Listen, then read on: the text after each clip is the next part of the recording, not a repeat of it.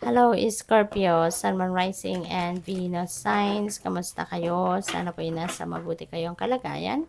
Welcome back po sa Star Tarot at kung bago kayo rito, welcome din po kayo. Please subscribe, like, share my videos, and leave me a comment po kung naka-resonate kayo. Thank you. So, tignan natin kung ano yung mga messages ni Scorpio.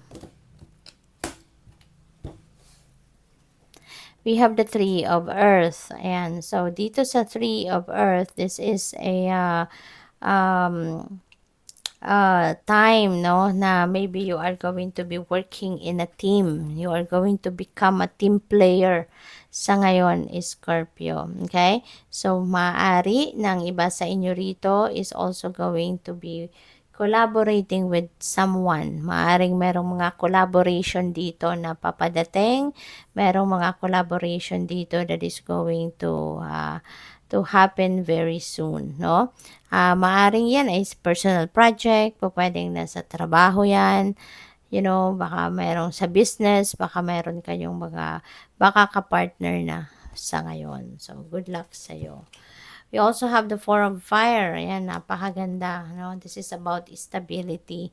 Magiging masaya, joyful, happy kayo ngayon kasi baka, ay, hala, bakit may ganito rito? Napansin ko lang. So, later. Okay, so, yun, sorry.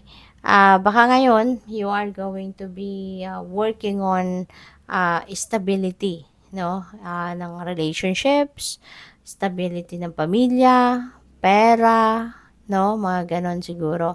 Trabaho, yung pinagkakakitaan ninyo. So, maybe, it's either you're working on the stability or maaring ngayon nakapagsimula na kayong ma-establish ninyo ang mga areas of life na ito. Kaya, maaring ngayon feeling contented na kayo, feeling happy na kayo, feeling abundant and peaceful kasi kahit papaano, 'di ba? Nakapagsimula na kayong mag-lay ng solid foundation on those areas of life. Kaya you're having a happy na ngayon, happy times nyo na at hindi lang ikaw, kundi pati ang buong pamilya, masaya. No, masaya kayo kasi maaring everyone is aware of what you have done or po pwedeng pinagtulong-tulungan ninyo ang pag-establish na ito sa mga areas na yon. Kaya lahat kayo masaya, no? At maaari din na mayroon ditong accomplishment kayo, hindi lang ikaw kundi ang buong pamilya siguro, meron kayong ginawa na para sa buong pamilya na accomplish nyo na sa ngayon. Finished project na siguro ito. Kaya lahat ay contented, no, sa ngayon sa buhay. So, good luck. We have Ace of Earth. Now, beautiful.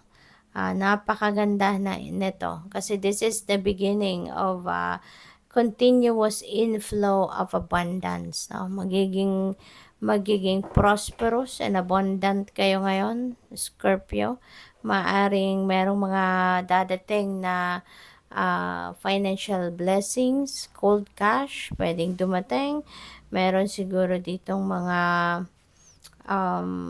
financial opportunities na pwedeng dumating kung kayo'y naghahanap ng trabaho, gusto ninyo mag-establish ng panibagong career path, or gusto ninyong mag-put up ng business venture, or kung ano man na pwede pa ninyong pagkakitaan, maaaring sa ngayon, yan ang sa ngayon ang pagkakataon na dadating ang mga ito, no?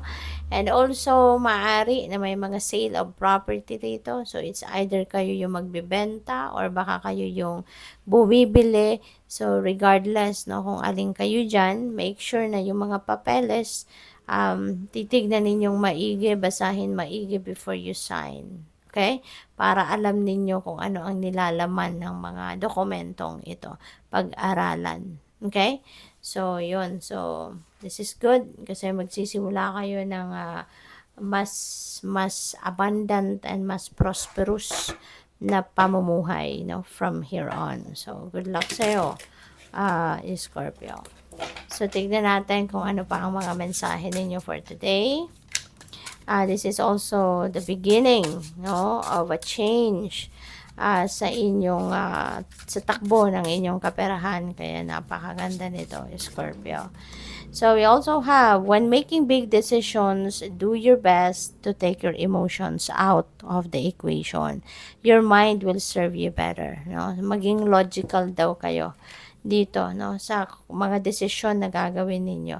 Wag muna ninyong piliin, no? Yung maging um, magbase kayo sa desisyon ninyo based on emotion. So, isang tabi nyo muna yan, gamitin ninyo yung logical mind ninyo, maging rational kayo sa pagpipili ng kung ano man ang desisyon na ito. Okay? So, we also have 4 of water. Ayan. So, you may be missing an opportunity. No? Sa ngayon, kaya kailangan na maging aware kayo, maging ano kayo, maging bukas ang isip ninyo at ang sarili ninyo sa mga opportunities and possibilities that may be knocking on your door. Okay? Kasi baka galing din ang iba sa inyo rito sa disappointment, galing siguro ang iba sa inyo rito um, sa mga tawag dito, discontentment, 'di ba? At yun, baka ma-miss ninyo ang mga oportunidad na yan na papasok sa buhay ninyo. Kaya panawagan ito sa inyo, no? Napansinin ninyo, maging bukas kayo kahit may mga dissatisfaction kayong naramdaman in the past, no? Wag na ninyong bitbitin yan sa present kasi move on na, move forward na para papunta na kayo doon sa pag-asenso, no? Kasi hindi naman nagtatapos ang lahat doon sa kung ano ang na kinainisan ninyo, 'di ba? Or kung ano yung hindi nangyari. There are going to be a lot of different things, no, that the universe has to offer para sa iyo. At yun ang pagfokusan ninyo. You may get knocked down in life, getting up is a choice, so always get up.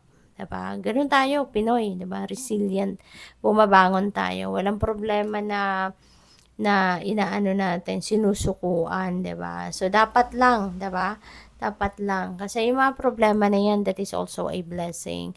Yung mga problema na 'yan, parte 'yan ng soul's journey natin. 'Yan ang mga nagpapalakas ng loob natin, no? Yung mga problema, 'yan ang mga nagpapaano sa atin, nagbibigay ng room for growth, 'di ba?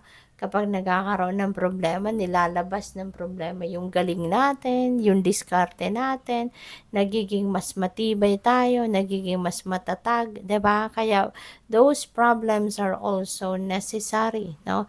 Sa buhay natin. Kaya that is also a blessing. So, good luck po. Thank you for watching. Love and light. Namaste.